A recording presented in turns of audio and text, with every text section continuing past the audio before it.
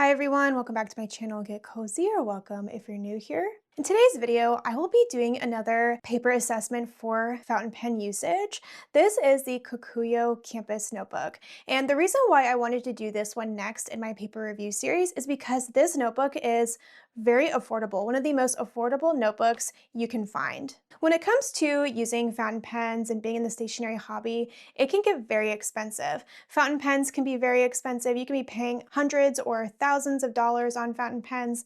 The inks can get really pricey as well, and so can the paper, especially if you're just blowing through notebook after notebook after notebook, and each notebook is between $10 and $15. Before you know it, you've gone through 8 MD Midori notebooks and you spent about $13 to $15 on each of them. So I do definitely think there's a place for having an affordable notebook that is fountain pen friendly, especially whenever you're just doing a lot of writing, blowing through paper, and you need something that is sustainable economically. Now, some of my favorite notebooks are obviously Midori MD paper. Whenever I've had a good notebook with Tomoe River paper, it is one that I really enjoy. I've also lately really been enjoying this CRENA Spark paper. This is loose leaf paper. I just think that those papers specifically really showcase fountain pen ink sheening and shading really well. They dry relatively quickly, and they are just some of the best when it comes to having a good experience with using a fountain pen. Recently, I have been seeing some comments requesting for me to review this notebook here. This is the Nuoto Nombre notebook. It's an A5 size. I've seen a lot of really good reviews on this notebook and that it's very fountain pen friendly. I did get this very recently, so I'm still figuring out what I think about this notebook. I'm planning to do a video and a review on this soon, so stay tuned. But this is pricey. This is $25 for 94 sheets, so that comes out to about 26 cents per sheet. As a comparison, the Midori MD B6 Slim notebook is about $14 for 88 sheets, which is 16 cents per sheet. So when I saw the price for this notebook, I was on JetPens and I thought, I wonder what their cheapest notebook is and is it fountain pen friendly? So I went to JetPens notebook section and I sorted as price low to high, and this was the cheapest one that I saw at $2. So this is $2 for 48 sheets of paper. That comes out to 4 cents per sheet. Anyway, so I saw this notebook being really affordable and I was wondering whether it was fountain pen friendly. So in this video, I'm going to be assessing how fountain pen friendly this notebook is with 4 different types of writing experiences. I will talk about that here shortly. And I want to compare how this notebook behaves and performs compared to some of my other favorites. I'm going to be comparing it to Midori MD paper and a decent batch of Tomoe River paper. Even though this notebook is affordable in comparison, for me to start using this regularly and incorporating it into my notebook system and rotation, it needs to be as good as these. So before I do any of the writing samples or tests, first I want to tell you a little bit about Kokuyo, the company. So this company, Kokuyo, is headquartered in Osaka, Japan. It was founded in 1905 by a man named Zentaro Kuroda. He was only 26 years old at the time. This was a company to manufacture Japanese-style paper covers for accounting ledgers. Now, for the name Kokuyo specifically, it came out in around 1914, and the name Kokuyo roughly translates to honor of the country, and it's intended to be a nod to Kuroda's hometown in Toyama Prefecture, promising to build a business to make his origins proud. Now, Kokuyo Co. Ltd. is currently a publicly traded conglomerate in Japan and is still very closely guided by the founding family. Currently, the president and CEO of the company is the great-grandson of the original founder, which I think is a pretty cool legacy. Today, Kokuyo is a massive corporate giant known for commercial office furniture, interior design, office space management, and consumer stationery. As far as the campus line specifically, it originally debuted in 1965, and it debuted as a spiral-bound, quote-unquote, designer notebook, featuring imagery from Western and Ivy League universities, and not necessarily known as being affordable, even though it was targeted for students. But that changed in 1975, where they came out with the innovative adhesive bound system to help pages lay flat and not have sheets fall out. So this pioneered a quote-unquote perfect binding where they use a very durable spine glue and a cross-cloth tape, allowing the notebooks to lay flat without pages falling out. So that is what this shiny tape is here, and as you can see, it does lay flat very easily. And if you look here at the spine, you can just see how packed those pages are and how they are glued together. Whereas if you look at a thread-bound book, like a lot of the Hobonichi graph notebooks, you can see that it's a lot of little groups of pages that are threaded together, and then once they're threaded together, they are all threaded together again. And hopefully you can see that in the spine of this notebook where you see those ridges, that is where the threads are to bind the pages. So that is one way to have a lay flat notebook, but Kokuyo innovated their own way, and this helped them to stand out in the market with this type of innovation that was also very affordable. I am researching this as an American. I did not go to school in Japan, so if any of you went to school in Japan, please feel free to share your experience down in the comments and let me know if what I tell you is accurate. From what I was able to research, this line of notebooks is pretty quintessential when it comes to school in Japan, in elementary school, in middle school especially, and even in some higher educations. Almost every Japanese student, it seems, grew up using this line of notebooks in school. And that's because it is relatively high quality and reliable. The quality control is very consistent, and best of all, it's very affordable. Now, Kokuyo has various different product tiers. Their campus tier or campus line is the lowest cost and most affordable tier, and it is targeted for students. So the focus is durability, functionality, it's very utilitarian, and it is still perceived as high quality and affordable. Most of the products in this tier range between $2 and $6. Now, there are other tiers in this line that are a little bit more aesthetic and have different types of papers. I'm not going to be talking about those today because I just want to focus on this really affordable version, but JetPens has a really nice article breaking down all of the different lines of papers and notebooks from Kokuyo and the different paper specs. So if you are curious, I will link that down below. Now, during the paper manufacturing process, a lot of times paper will go through different kinds of treatments to make them friendly for inks. And this is very important for fountain pens and fountain pen inks. Most fountain pen inks are water-based because fibers that are used to make paper have very strong capillary action and absorb and soak in water. It's really important to make the paper more hydrophobic so you don't have feathering and bleed through. There are two main paper treatments. One is sizing, the other is a coating. And surface sizing sounds like a coating, but it's not. A common example of a coated paper is a rollful. So if you've ever used this paper, you'll know what I mean when I say that this paper is very slick. It takes a long time for ink to dry because of the coating that it has,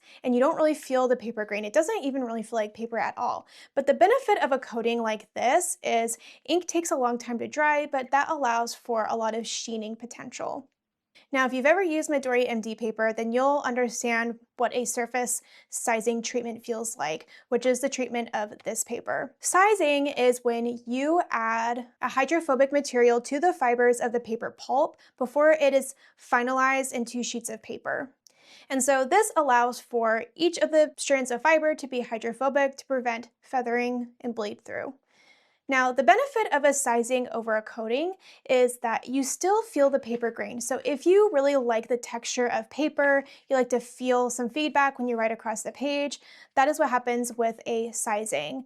Now, Midori MD has the surface sizing treatment as well as this one, and that means that the hydrophobic sizing treatment happens after the sheets are pressed into paper and a very thin sizing treatment is added on top. It's not quite like a coating because you still feel the paper grain, but it allows the paper to be more hydrophobic. Now, if you feel this paper versus the Midori MD paper, even though they both have surface sizing, the Campus Kokuyo paper feels a lot smoother than the Midori MD paper. And that's because it undergoes an additional step in its manufacturing process. To enhance the density and smoothness of this paper, it undergoes high pressure smoothing rollers to really flatten out those fibers.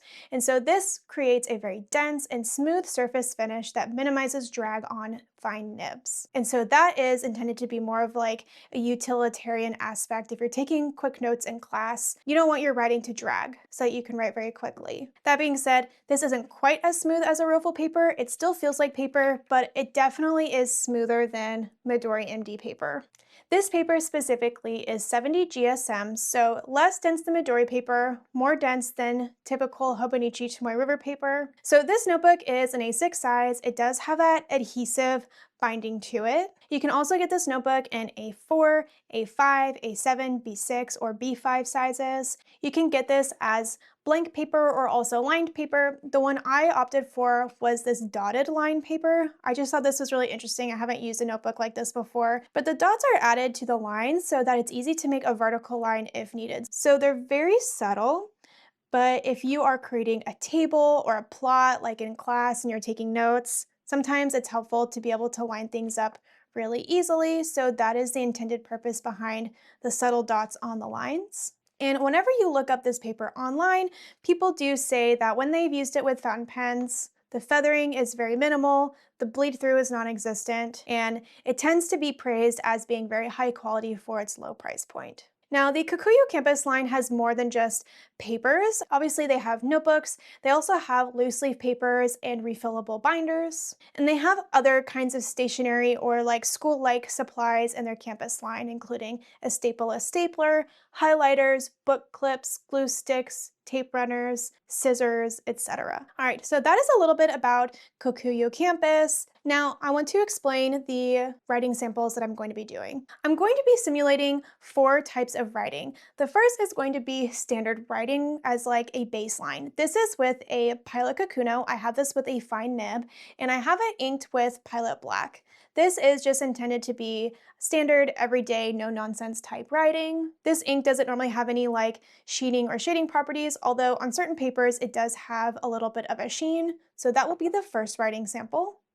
The second writing sample will be with a Pelikan M800. I have an extra fine nib on this pen, and currently I have it inked with Pelikan Blue Black. This is a relatively dry ink with really nice shading, so I'm really curious to see if we'll be able to pick that up on this paper. Next, I have a Pilot Custom 823, and I have it inked with Tsukio. This is intended to be like a very wet and juicy writing sample. This pen is very wet, puts out a lot of ink. Tsukio has a lot of really beautiful sheening and shading potentials with the ink properties, so that will be the third writing sample. And then finally, I will be doing a stress test with a dip pen. With writing with a dip pen and doing a swatch, it puts out a lot of ink on the paper, and that is really where we can test bleed through. I'm going to be using this with a Sailor ink. This is Sailor Yorimiku Kyokuya, and it has really pretty shading potential, but this is also one of those inks that looks like it has a different color on different kinds of paper depending on the paper that I use it on. So those are the 4 different writing samples that I am going to be simulating. I'm also going to be doing a 10-second dry test where I'm going to just write out a writing sample, let 10 seconds pass by, and see how badly it smears. That'll give me a sense of how long it takes for different fountain pen inks to dry. And then I will also be looking at how hand oils impact writing on this paper. I find on certain papers that if my hands are touching the page and I write over it, it can look quite splotchy. So that'll be the last test that I do. I'm going to be evaluating feathering and line crispiness, ghosting and bleed through, color and saturation, and then also sheening and shading and other kinds of ink properties. I'm also going to, at the end, do a little bit of comparison on how those tests look on Midori MD paper and a relatively good batch of Tomoe River paper. So let me zoom you in and we will start the writing samples.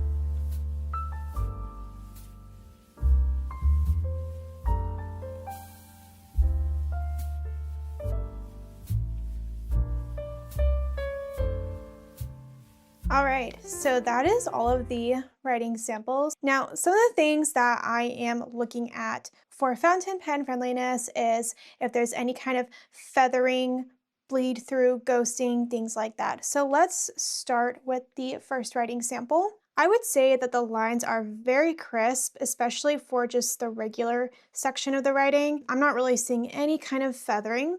Now, if we look at the 10-second dry test, it did smear a little bit, but not too bad. The fingerprint test, we start to see some issues of feathering. So what I did was I rubbed my finger on my face and then I touched the page and then wrote over it. So that's what I did for all 4 of these writing samples. And you can see that that is where we started to have issues. Now that's pretty extreme. I'm not normally touching my face and then touching the page. Actually, to be honest with this paper, when I've used it previously, I have not had any issues with hand oils. So while this isn't like great, it's really not too bad. Now looking at the ink swatch here, this is with the dip pen. I'm not really seeing any kind of sheening. I normally don't with this ink, but I do see it sometimes with certain papers, but it's looking pretty matte, very one-dimensional. And then if we look at the back, there is a tiny bit of bleed through where I did the fingerprint test, and the ghosting I would say is pretty mild overall. So that is the baseline writing sample. Next, we have the writing sample with the dry ink with the Pelikan M800 and Pelikan 4001 Blue Black. I have to say the shading does look very nice. You can see areas that are darker and lighter with a really beautiful, what I like to call watercolor effect, so I do appreciate seeing that. The lines are very crispy. I don't really see any feathering, to be honest. And the 10-second dry test, actually, I would say performed similarly to the Pilot Black ink. The extent of the smearing is not too bad. And then as far as the fingerprint test goes, I think it fared better with this ink versus Pilot Black. I'm not really seeing feathering, but it definitely looks a little bit splotchy in some areas. Let's look at the back. No bleed through at all with this ink. There is some ghosting that's a little heavier with the fingerprint test, but everywhere else I would say the ghosting is very mild. Could definitely use the back of that page. Let's talk about the next writing sample. This is the wet and juicy writing sample with the Pilot Custom 823 and Oroshizuku Tsukio. The lines, again, very crisp, not really any feathering. There's a little bit of shading, which I like to see as well, with some areas of the writing that look lighter and darker. As far as the 10-second dry test goes, it didn't perform as good as the other 2, but I would say it's pretty good. This ink does take a little bit longer to dry than others. It's very well lubricated, but I think that this smearing is actually pretty minimal for 10 seconds, so pretty good. And then here is how the fingerprint test looks, a little bit splotchy, a little bit of feathering there. And then let's look at the back. Like the others, the ghosting and propensity for bleed through is the worst on the area where I did the fingerprint test, but everywhere else it's pretty mild. And then there's not really any kind of sheen that I'm seeing. This ink does usually have a really pretty sheen, but not really showing up on this paper. It's a little bit flat. Okay, finally, the stress test. This is with the dip pen. I would say for the most part, it did pretty good, but we do have some feathering issues. And, I am not gonna really dock the paper too much, but if you ever wanted to use this with doing any kind of writing with a dip pen, you might have some feathering issues. So I do see that there. The color looks really nice. It's a very pretty olivey green, which is my preference for whenever I see this ink. And then the 10-second dry test, it fared okay. The fingerprint test, again, did not perform that well. That's really where you see a lot of the feathering and splotchiness. There is a little bit of shading and no sheening. This is probably the worst with bleed through. We do see it with the writing, with the swatch a little bit, and where I have the fingerprint test. I think overall, this paper is pretty good. It's not really showcasing a lot of the ink properties that I really like, but the color does look pretty nice, especially for Tsukio and the Sailor ink. Pelikan Blue Black looks a little bit more gray than I think it normally does, but it still looks really pretty, and you still get really nice shading, just not really any sheening. For the most part, the writing samples don't have any feathering, especially where I just did regular writing without any kind of like fingerprint test. But if you have oily fingertips. I would just be wary of that because that can create some issues. But like I said, typically I'm not really having issues with that on this paper. There are other papers that I've had worse issues with that for, even though I wouldn't say that I have very oily fingers. The Ruffle paper specifically, I've had a lot of issues. This is nowhere near as bad as that paper. Okay, let's compare this one to Tomoe River paper. This is Sanzen Tomoe River paper. So the Hobonichi graph notebook is 47 GSM. It's a lot less dense than the Kokuyo Campus one. And you can see that that Pilot Black ink does have some sheening. So that's a big difference that I'm observing. Pelican Blue Black looks very similar for both. I would say also Sukiyo looks pretty similar. On this Hobonichi graph notebook, actually it's not really sheening a whole lot. Definitely very similar. And then for the last writing sample, I would say that the colors look pretty similar. Overall though, this paper has less issues with feathering, and I think it handles hand oils a little bit better. On the Tomoe River paper, the dry test, I think actually does not perform as well as the Kokuyo Campus paper. This one dries faster. And as far as line width goes, I would say they're very, very similar. Let's look at the back. Again, I don't think hand oils impact the Tomoe River paper as badly as it does on the Kokuyo Campus paper. You can see that where I did the fingerprint test on the Tomoe River paper, it doesn't really impact the ghosting or bleed through like it does on the Kokuyo Campus paper, but overall the ghosting is a little bit more apparent on the Tomoe River paper versus the Kokuyo Campus paper. And then let's compare the other side. Same story. Okay, so now let's compare the Kokuyo Campus paper versus Midori MD paper. So Midori MD paper is 80 GSM, and I would say that the dry test is quite variable on this paper. The first two writing samples, I would say the inks dried very quickly, but for Sukiyo and the Sailor ink, they did not dry very quickly. I would say that the lines of the writing on the Midori paper are very similar in terms of line crispiness. There's not really any feathering on the Midori paper, but I think where it really has a difference is where I had the fingerprint test. For the fingerprint test on the Kokuyo Campus paper, again, it made the ink feather a bit more and have more propensity for bleed through. On the Midori paper, it handled hand oils much better. I would say that the ghosting is very similar between the two. Midori paper is cream, so there is that difference, but you can definitely see some ghosting, but it's not as bad. The only difference really is, again, on the Kokuyo Campus paper where I did the fingerprint test, more propensity for bleed through, not so much with the Midori paper.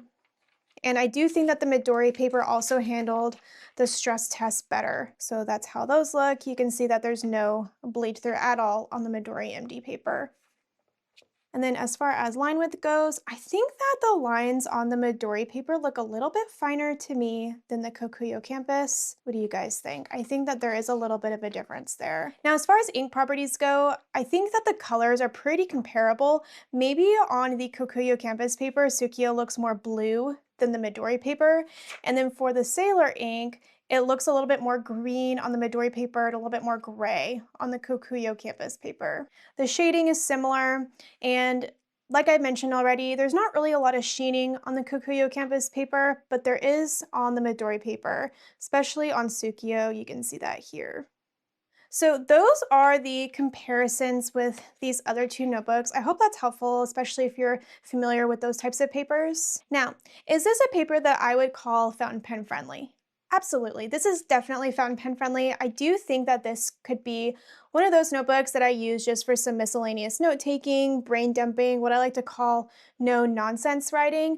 But I think that for me, this is a notebook that I would just dip in and out of kind of like on a whim and at random. I think a lot of us have notebooks like that, to be honest. I don't know if this is something that would replace like my Midori stack. I think typically with my Midori B6 Slim notebooks, I'm taking notes for work-related things, YouTube notes, and it's a collection of notebooks that I like to keep together because I have like different volumes for different things.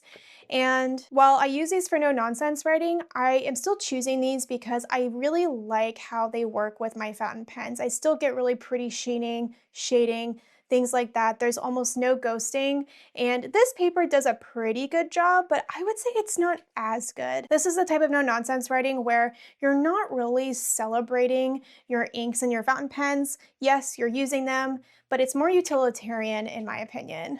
Now, I've used this just for some other writing samples. Recently, I reviewed the Mont Blanc Homage to Bram Stoker ink, which does have a really cool subtle green sheen. I'll link that video down below if you're curious. And I wanted to see if I could get that green sheen on this paper, and you can see that it definitely is there. So you can get some sheening, but just not a whole lot. And I think part of that is because this paper does dry relatively quickly. So the less time your ink takes to dry, the less sheening you're gonna see overall. I do kind of feel like for $2, you can't really beat this. It's definitely not perfect. It doesn't have all the bells and whistles that I really want, but very functional, very utilitarian, and especially if you are somebody that likes to keep your notebooks in like a cute cover and you don't really care what the cover of the notebook looks like, I definitely feel like this would be great for that. I definitely think that I would repurchase this. The only downside is that it doesn't have a whole lot of pages, but the cost per page is pretty low. So you might end up going through more notebooks, but it's still cost effective. Just depends on whether or not you want to store all of those notebooks if you go through them a lot. I don't really foresee myself using a notebook like this for like a personal diary, but for quick note-taking, brain dumping, maybe even content planning, I do think that this would be really useful for that. If you've been curious about this notebook and you want to try it out for yourself, definitely consider picking it up. $2, I think, in this day and age is a really great price for a paper that is this high quality. And yeah, I really like it. I would definitely consider buying more of these in the future. Those are my thoughts on this Kokuyo Campus notebook paper. I would love to know if you've ever used this paper before. What are your thoughts on it? What was your experience like? If you haven't used this before, have you thought about picking it up? Do you think that you would? I would love to know your thoughts down in the comments, and I hope that you're having a wonderful day. Thank you so much for watching. I'll see you next time. Bye!